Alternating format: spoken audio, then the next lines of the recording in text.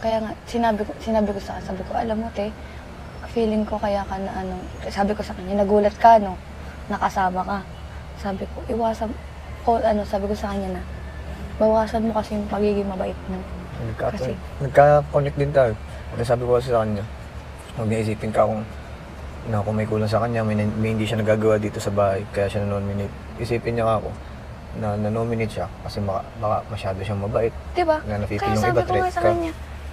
kanya, sabi ko nga, kahit ako, sinabi ko, nung tinanong ko, sabi ko, sino playsip? Sabi ko, ikaw. Tinanong ko si Ate Jess, kasi sabi ko sa kanya, bawasan mo pagiging mabait mo.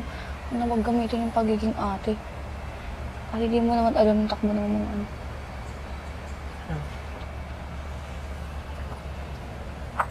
Tsaka pag nagkatingin kami ni Pedong, tapos may pinag-uusapan kami. Kahit di kami nag-uusap, alam namin.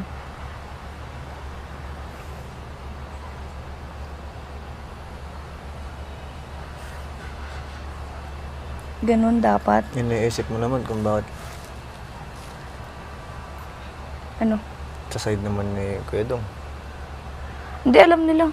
na Hindi naman ako nag-open sa kanila eh. hindi kang baka bawal pag-usapan. Kung ganun din iniisip nila sa akin, ganun. Hindi. Hindi naman ako nag-open sa kanila, basta pag-chikahan lang. Present ako. Isa ko di mo Sa ano dito, siyempre nandun na yung magpakatotoo ka. Sure. Then maging open ka sa changes and konting mind games.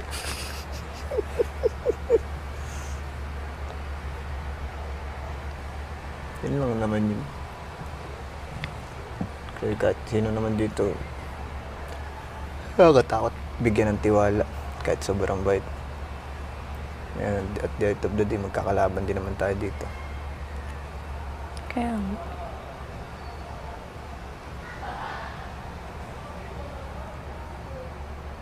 Si Jolly, sobrang hinhin niya. Wala akong maramdaman kay Jolene Peke. Andyan ang genuine niya. Ganyan na lang siya talaga, no? Mata, ngiti, marunong kaya magsinungaling tong taong to.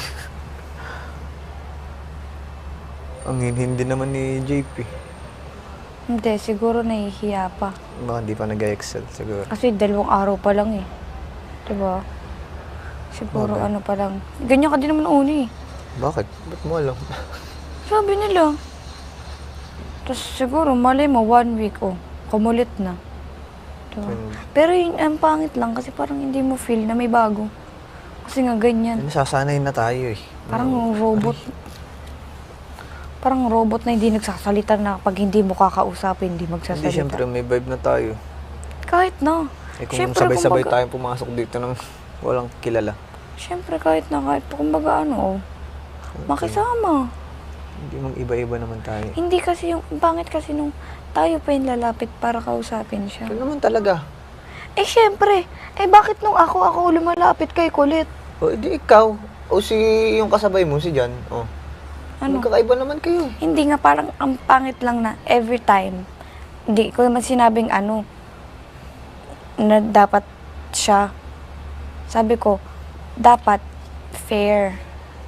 Na kung gusto niya din may malaman, syempre, siya yung mag-acknowledge.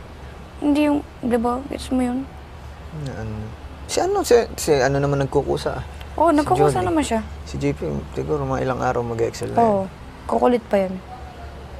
Pero makulit na siya kanina. Medyo na Nagtsikahan kami 3.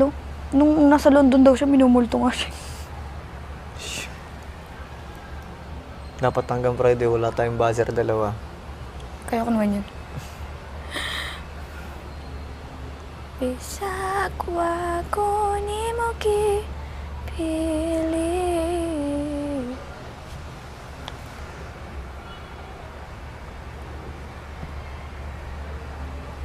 Sino kayang papasok? Wala na feeling ko.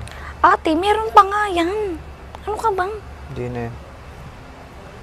Yung feeling mo nga na walang papasok, ano sabi ko sa'yo, merong papasok. Wala na yan. Ano sabi mo, above, di ba? Sabi ko, kalal. Oh, sinong tama na naman? Eh, ababa, teka lang. Buwang ka. Hindi, sabi mo nung una, above, tama, above. Di ba nagpostahan tayo kay JP kung sino papasok, babae o lalaki? Sabi mo, above. Above sabi mo, Che. Lalaki. Above sabi mo, Che, huwag kang sinungaling. Dalawa lang kaming naglalaki. Kasi kung patuloy-tuloy yun, ilan simula kay Kuya Dong? Ilan kami nun? 14. 15 kami nun kay Kuya Dong. Shhh, umimik ka. Sino kasunod ni Kuya Dong? Kayo. Oo, 2, 4. So may ilan pa? 16. 16 tayo ngayon eh.